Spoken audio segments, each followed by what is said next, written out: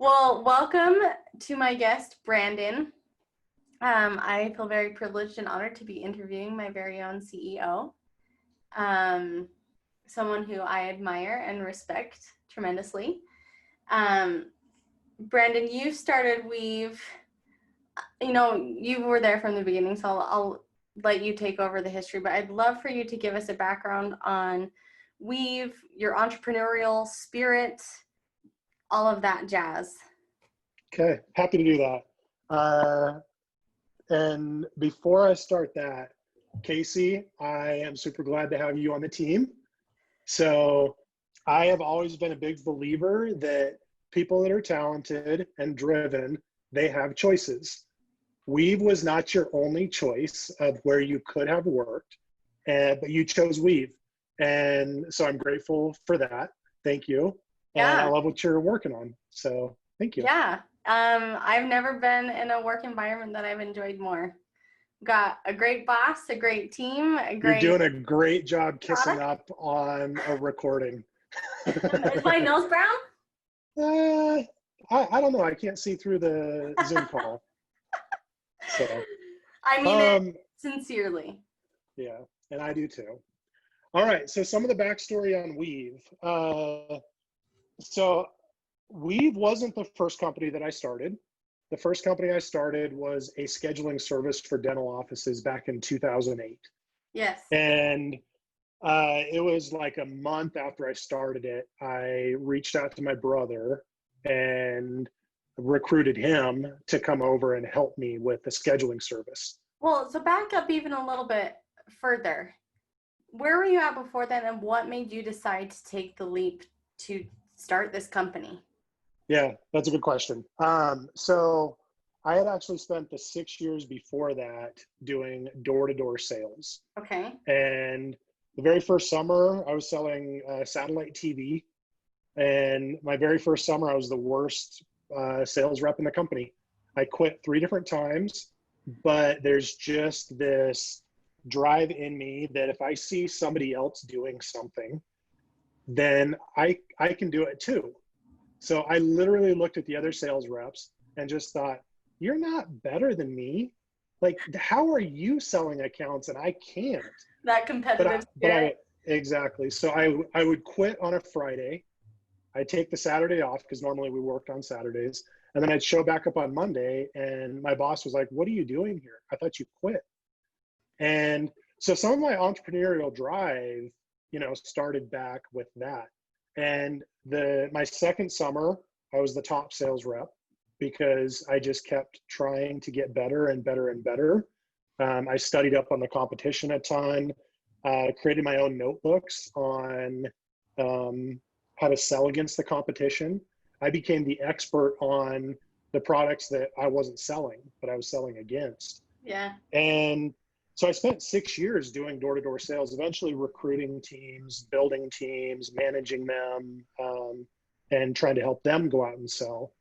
After doing that for 6 years, and with that job, it was 100% commission. Yeah. So if I didn't sell anything or I couldn't get somebody else to sell something, Yeah. I didn't make any money. Yeah. So it felt weird after 6 years of doing that to go get a job that I was on a salary. And the other thing that's always driven me with this doing the door-to-door sales, it was unlimited upside. The more you sold, the more you made. And obviously you're not going to sell everyone in the world. Yeah. But theoretically it was possible. And going and getting a job, it took all that away from me. And so it felt more natural to start something that, even though it would never grow into everything, it had the potential to grow into something. And theoretically, it could not be nothing. Right. Well, and it sounds like too that was a really good breeding ground for you to understand that a lot of entrepreneurship, a lot of sales, a lot of production is a numbers game. It's getting yourself out there. It's being willing to be rejected, right? I mean, you talk about that in sales all the time. And having that be a very, very familiar concept to you probably made it less frightening to jump into creating a company. It definitely helped. I don't think anything can fully prepare you Yeah. for it, but Yeah. it helped Yeah. for sure. I'm glad you asked about backing up before, because oftentimes people think, well, I'm going to get a notebook and I'm just going to jot down ideas and I'm going to come up with my idea and then it's all of a sudden going to work. Yep. That didn't even work for the first company that I started. So I did summer sales. I stepped away from there and I didn't know what I was going to do, but I knew that I always wanted to at some point be involved with nonprofits and giving back. And so I actually started a nonprofit to help raise money to purchase malaria nets, Yes. and then distribute those in Africa. And we were horrible at raising money for that. We tried doing door to door because that's what I knew, and it was just a train wreck. And then started trying to get creative and tried to do some telefundraising because we thought, how do we get in touch with more people faster? If lots of people are going to say no, we got to speed up the process. So I needed a dialer, but to have a full-fledged phone system that could speed dial was expensive. This was back in 2008. And just so happened, I was searching online and I found a new software company that had made all of that available online. So all you had to do was plug in a headset that had a microphone on it. And this was 2008. The iPhone was a year old. Yeah. So having your headphones with a microphone on it was like a big deal. Yeah. And plug that in to your computer, upload an Excel spreadsheet that in one column you had the person's name and the other column you had their phone number. Okay. And then literally just click dial and it would then charge you per second or wow. Okay. per minute that you're on a call. And so we didn't have to invest, hundreds of thousands of dollars to get all this equipment to build out a phone dialer to then try something. And that's part of entrepreneurship, being scrappy. Try to do and test with a lot less early on. So you don't, a lot of people think, I need $1 million to get this idea off the ground. Yeah. I need to raise money to be able to get this idea off the ground. No, you got to try and do everything as scrappy as possible with as little money as possible, because it probably isn't going to work. Well, iterate.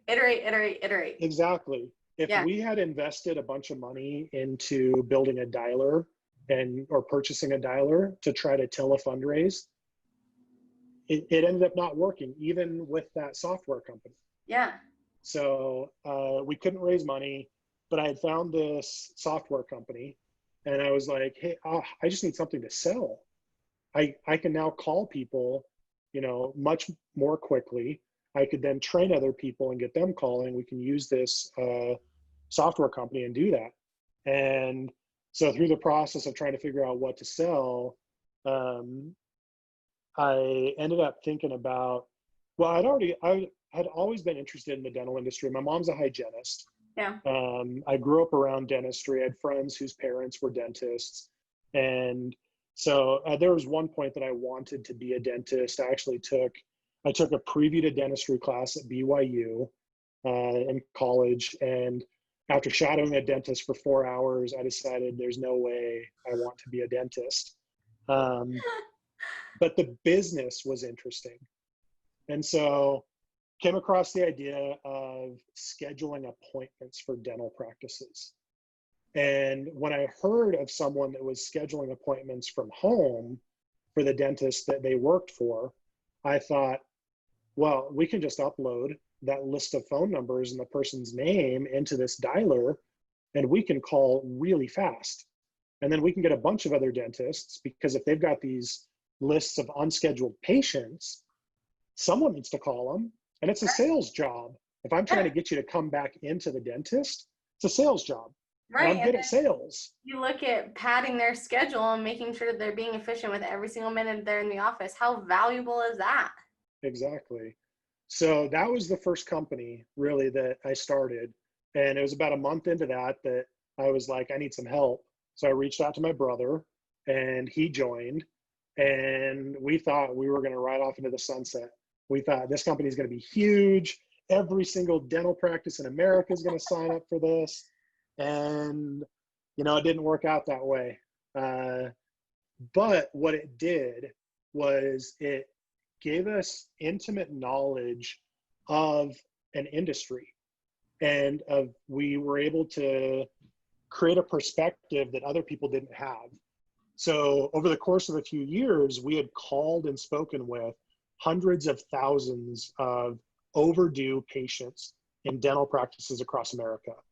We had scheduled tens of thousands of appointments. And through that whole process, we started understanding just human psychology related to dental practices and small business, things that they wanted. We started seeing the gaps in the dental market. And then we started seeing opportunities that no one else had exploited or had even seen and understood to the depth that we understood. I don't think anybody over that time period had scheduled more appointments than we had. Yeah. So, and that's another lesson with entrepreneurship. Again, sometimes what you start with is not what you actually end up building.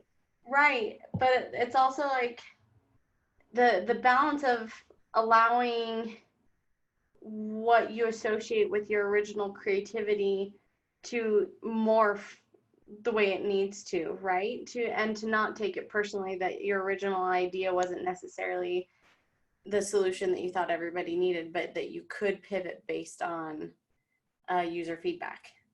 Yeah, well, and that was a lesson that I learned in sales as well. It's adaptability. Yeah. And every single door that I would knock on, it was a different person on the other side that had a different disposition, different traits.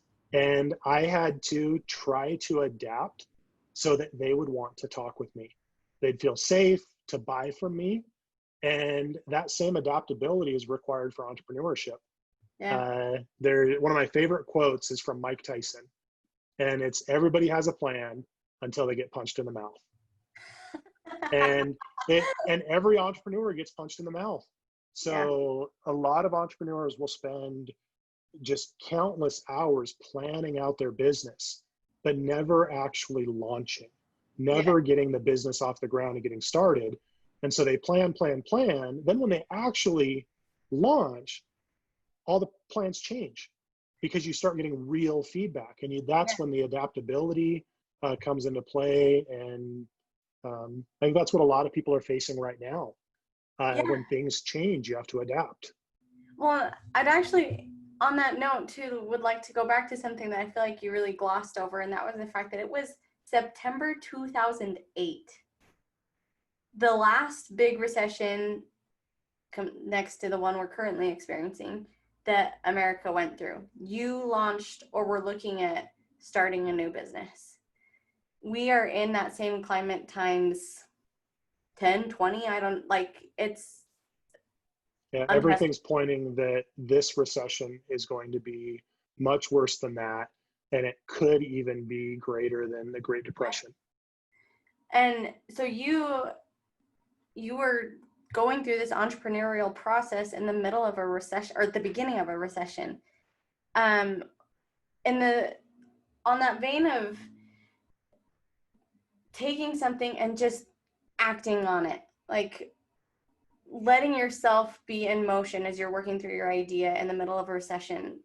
What advice would you give people now who are thinking about starting that process as well? Whether they're starting a company or they're early on in their company, there's a blog post that I read a while back by a guy named Paul Graham, and he phrased it perfectly. Entrepreneurs need to be relentlessly resourceful, and it's that resourcefulness when you're starting a company, and good times or bad, it's hard no matter what. Because if it was easy, everyone else would have started the company already. Yeah. So, or they would have started it and they would have succeeded and there's no opportunity left. So it's that resourcefulness but then with a relentlessness to it, because you're going to keep getting hit. You're going to keep getting knocked down, and you have to keep getting up. And again, it's when times are good or when they're bad, it's still hard, and you still have to be resourceful and adapt. So that's, and I've heard it phrased that entrepreneurs, this is kind of a crude analogy in a way, but they need to be like cockroaches. Like, they cannot be killed. A nuclear bomb can go off and they still survive. I should And have seen that comparison coming. and it's that kind of resourcefulness, relentlessness, adaptability, Dedication. Yeah. dedication, but not in a brash way, Yeah. in an inspiring way, that people want to believe the vision. They want to join the vision. So yeah. And with that, right, like it's amazing. I'm trying to help position 2020 in a more positive light, because it's so easy to get down with everything. I even remember the day when I found out the third million people, so we had reached 6 million people unemployed. And I saw it on my phone in the middle of the day, and it, oh my gosh, threw me off mentally. And I was like, I can't focus. I'm anxious about this. And I was like, you know what? I need to pivot. I need to see 2020 in a more positive light and start to see how, yes, there are more problems than ever, but that just means that there are more solutions than ever that can be brought to the table. That maybe 2020 is the breeding ground for a plethora of entrepreneurs. yeah, so it's interesting that you're thinking about that in that way. Just having been kind of in the entrepreneurial arena for, 12 years now, they've actually shown that some of the best and biggest companies all started in recessions. Yeah. So, obviously, with Weave being a tech company, I pay a lot of attention to that. But Uber was started in the recession. Airbnb was started in the last recession. So some of the biggest companies. Yeah, the whole concept of crowdsourcing started in 2008. Yeah. Yep. People were looking for ways to make additional money. So driving a car on the side was an opportunity. Renting out an unused room in their house was an opportunity. Yeah. So even though recessions are really difficult, they create opportunities as well. And that's where that resourcefulness comes. And it's not just for business owners, but it's for anybody else out there. People that are losing their jobs are going through a ton of pain right now. Yeah. And if they respond to it through a positive lens, which is extremely difficult, but to say, okay, well, that sucks. What can I do now? Right. And there are opportunities, insights that people have that they just needed an opportunity to then try to go after it. So I fully believe that we're going to see lots of new companies get started. And it's not just tech companies. We're going to see, maybe a junior dentist that didn't have his own practice or her own practice. She might get let go because there's just not enough work out there. Well, maybe they go start their own business, and this is just what they needed to finally go after their dream. So there's going to be opportunities. There's going to be a lot of pain, but I think there's going to be opportunities, and we're going to see a lot of good come from it. Right. And you think of the variety of pains we're all experiencing. A huge one right now is around human connection. Right. And I mean, we're doing this interview over Zoom, and I can't tell you how many things I've used Zoom for in the past 5 weeks, and how it's facilitated game nights and family discussions and things that used to happen in person that haven't been. And what are other things that can help solve this problem of limited human interaction that will end up surfacing as a result of this? Yeah. We don't know, but in a couple Yeah. of years, we'll definitely see. Yeah. So back to your story, right? What drove you to want to solve that problem? Because I feel like too a big part of not just finding a problem but wanting to solve it is knowledge but passion, right? Especially right now when people are looking at I could probably brainstorm a few problems, but do I have the passion to commit my time and energy to solving them? I don't know. I'd have to land on the right one. Yeah. So I have never, so I can get passionate about a lot of things. Um, I've never had, so it wasn't dentistry Okay. is that I was passionate about. I like dentistry. I thought Yeah. it was interesting, but what I was passionate about was building something. That was more important than exactly what I was building. Okay. And I was passionate about being able to go after something that theoretically had no limit to it. Yeah. And that's why sales, door-to-door sales, which is one of the worst jobs you can possibly have, appealed to me. And so the idea of building and starting a company appealed to me because of that. And that's always really what's driven me. Like what's next? Where can this go? How many more people can we help? So it's the idea of being able to do more, to go bigger, has always been the drive behind everything. But I also believed in what we were doing and in the potential of it early on. And a lot of that for entrepreneurs, it's just that belief early that we can make something out of this. And only the entrepreneur can make that call because it's difficult. Sometimes you have to risk a lot to try to get a vision out there. And we know the statistics, it usually doesn't work out. Sometimes it does. And, we're in a fortunate position that with Weave, it worked out. Doesn't always work out, but that should never stop people. That first company, the scheduling service, it wasn't going to keep going. It wasn't going to keep growing. It had kind of reached a cap, but it gave us that insight. So sometimes it takes starting multiple companies before you really gain that insight. Yeah.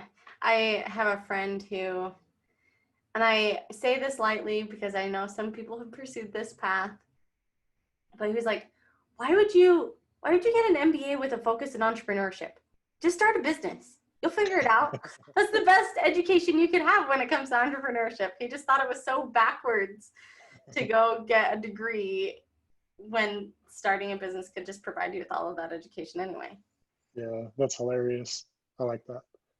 One thing too, I'd like to try and, how would you apply what you were just saying to intrapreneurs, the concept of having someone who's entrepreneurial within an organization, who you see systemically organizations that are dealing with issues who are having to contract or whatever it might be due to this situation. How can we apply these same principles as someone who's an entrepreneur wanting to solve problems within an already established organization? Yeah. So that's an interesting question, and there's going to be a lot of people with different thoughts about that.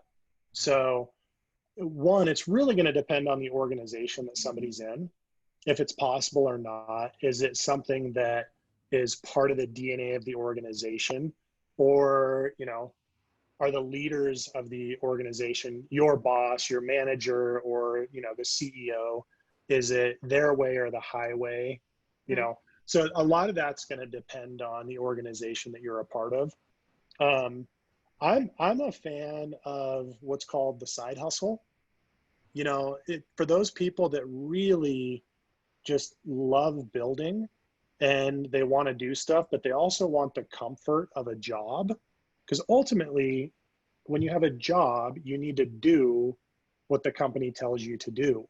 Yeah. Hopefully they listen and they engage and they collaborate. So you're able to feed some of that drive to build and, create. And I think most organizations really aspire to that.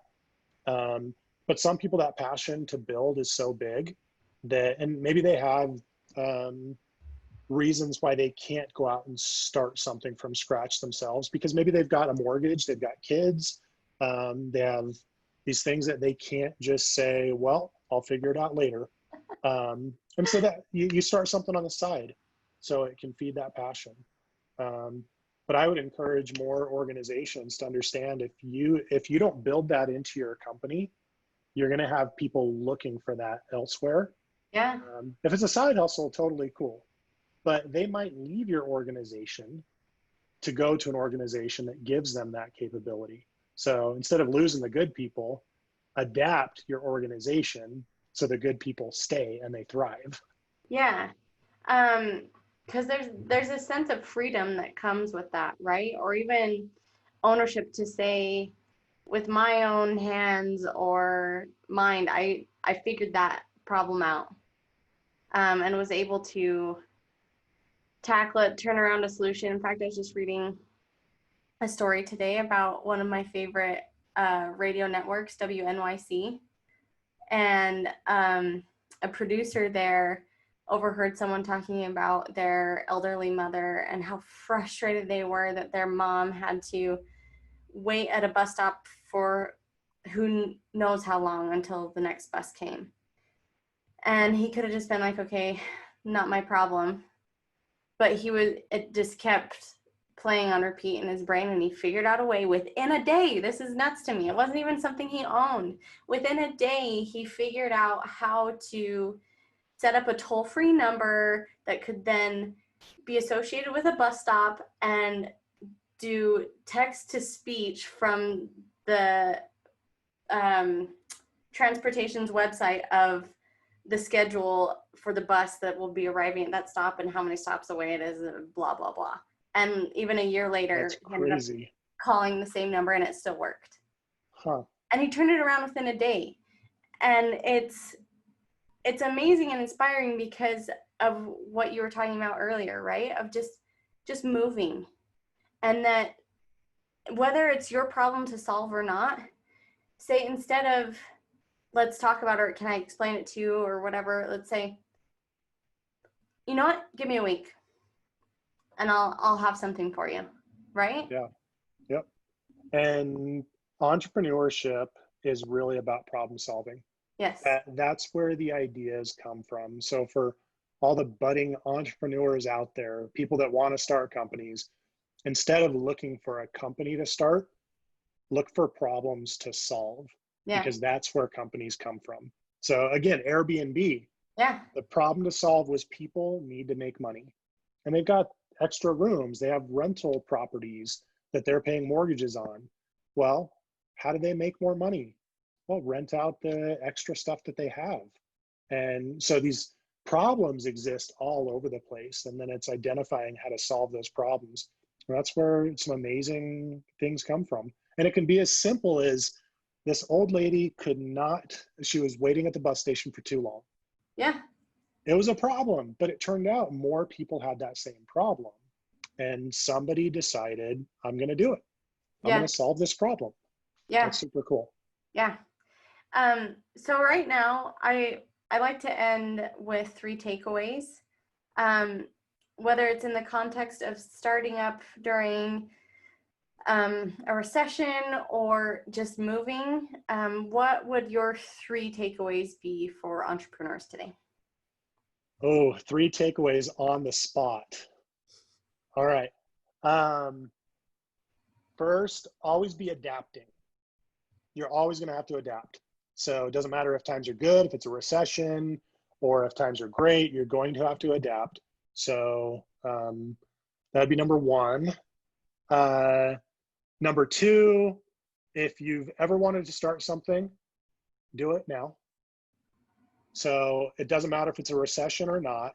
That's the number 1 thing. You'll regret not starting something, or at least trying. Yeah. So just do it. So number 2 is the Nike slogan. And then number 3, figure out what you're passionate about. sometimes people are more passionate about being around people that they love and are inspired by. And that's the number one driver. And so for them, joining a really cool company with really cool people might feed that. Some people are passionate about building, and that's what they want to do. Some people are passionate about small businesses, and that's their passion. Some people, so it's finding something that you're passionate about, because if you're passionate, what you're going to do is you're going to spend, it's not going to feel like work. It's going to be work, but it's not going to feel like it, because once you put the kids down for bed, you're then going to get on your computer and you're going to be looking stuff up about it. And that's when it doesn't feel like work. So figure out what you're passionate about. And I think that will help a lot. So there you go. There's 3 on the spot. I think those are great. Adaptability being a huge one, right? That we already talked about, like that willingness and ability to go with the flow, to understand that what you start with might not be what you think you'll end with. And I love that last part too. You think of things that give you energy and keep you up at night in a good way, where like your brain just keeps going and going. And I've had a few of those, and I have to turn and write it down before I forget it, and I'll just lay in bed. And yeah, that was a good reminder. I actually like the way that you worded it better than find what you're passionate about, because a lot of people struggle with that by saying find what gives you energy. Yeah. I think that's almost a much easier way to look at it. That's more actionable. What gives you energy? And then go and run with that. Yeah. Cool. Well, this has been really insightful, Brandon. I think it will provide a lot of people with hope that a business can be started in times like these, that moving forward, taking a step today is not unimaginable. It's totally doable. Doesn't take any of the fear out of the equation. But it's always going to be scary. Yeah. Anyway, thanks again. All right. Thanks, Casey. Appreciate it.